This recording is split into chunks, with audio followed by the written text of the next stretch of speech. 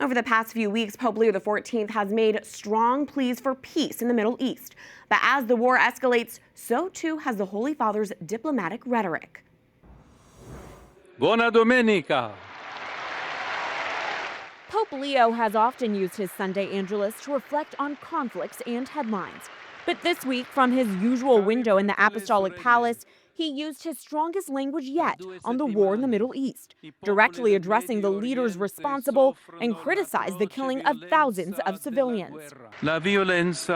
Violence can never lead to the justice, stability, and peace for which the peoples are waiting. That same day, on a visit to a Rome parish, the Holy Father chastised leaders who use God's name to justify war, saying in a homily that, quote, God cannot be enlisted by darkness. Those comments echo a speech the Holy Father gave last Friday to priests attending an annual course on the formation of confessors. He asked Christians involved in the war to examine their conscience. One might well ask, do those Christians who bear grave responsibility in armed conflicts have the humility and courage to make a serious examination of conscience and to go to confession? Francis Roca, Vatican editor for EWTN News, says Pope Leo's recent comments are more pointed than his previous ones, while still maintaining the Vatican tradition of diplomatic neutrality. In this case, he still observed the convention of not explicitly calling out one of the sides and just calling for peace, but he said Christians who are waging war ought to go to confession. So obviously in this war, the Christians are largely on one side.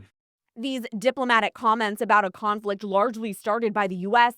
come from the first U.S.-born pope. And being the first U.S. pope, obviously anything he says is going to be looked at through that lens, and he knows that. He must know that. On Monday, the pontiff redirected his comments from those who start wars to those who report them. In an audience with Italian broadcasters, Pope Leo challenged journalists to not spread propaganda and become a mouthpiece for those in power.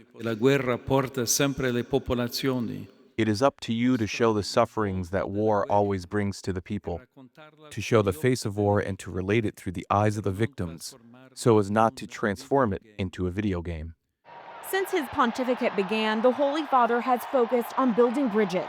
Even his first words as Pope invoked the peace of the risen Christ. He has often encouraged the faithful to pray for war-torn Ukraine and for peace in Gaza.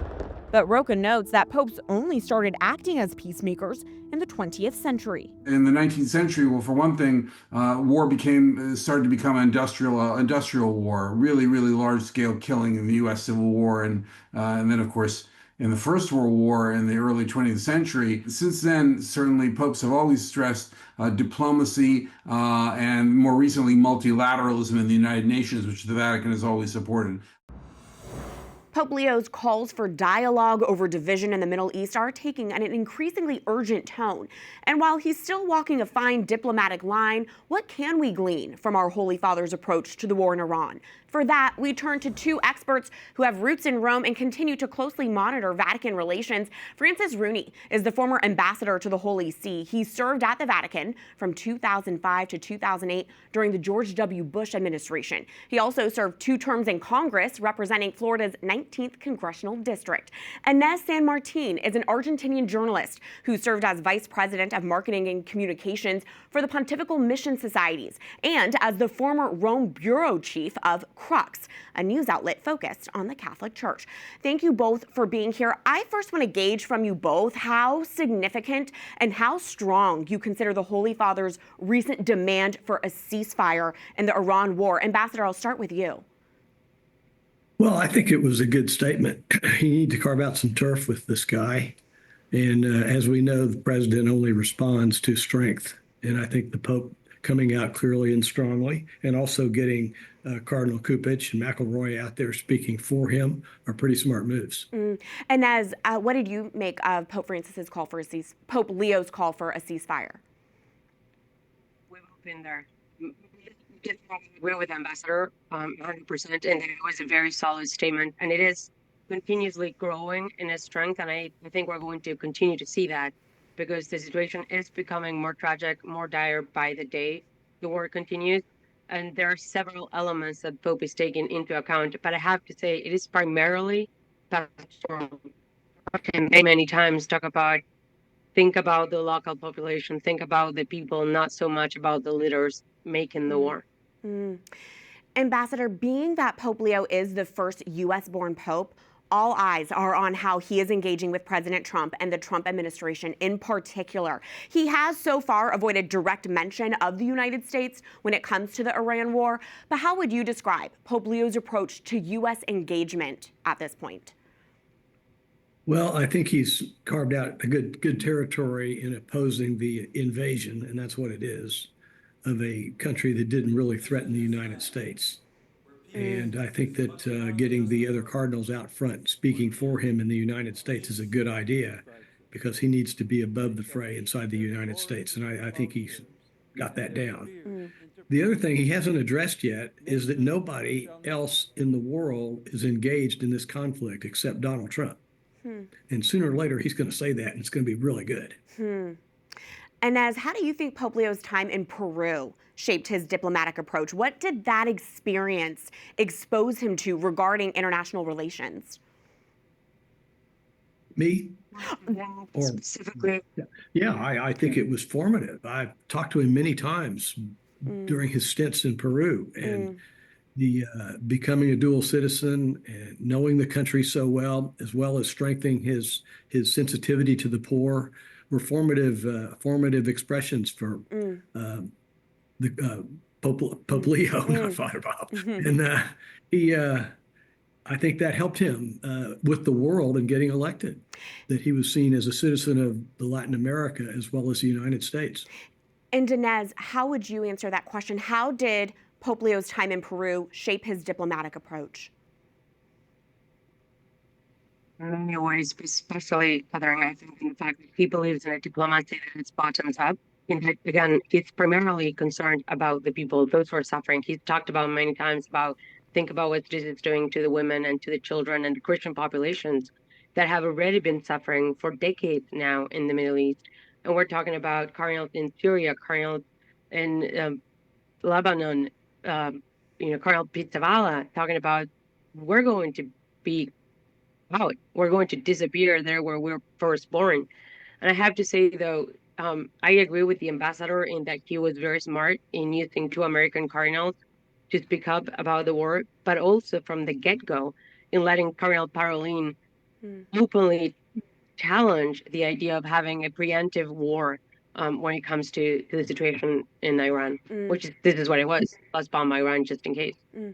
I want to hone in on this very point. You both have brought it up about how other cardinals are speaking out. Ambassador, I want to bring this question to you. Cardinal Robert McElroy of Washington, D.C. has been very outspoken that he believes the Iran war does not meet the just war criteria. And Cardinal Blase Cupich of Chicago has openly criticized the Trump administration's characterization of the war. So do you, in fact, think it is part of Pope Leo's diplomatic strategy, actually, to allow these cardinals in the U.S. to speak even more forcefully than he is about the war so that he can preserve those diplomatic channels? What do you make of that interpretation of events?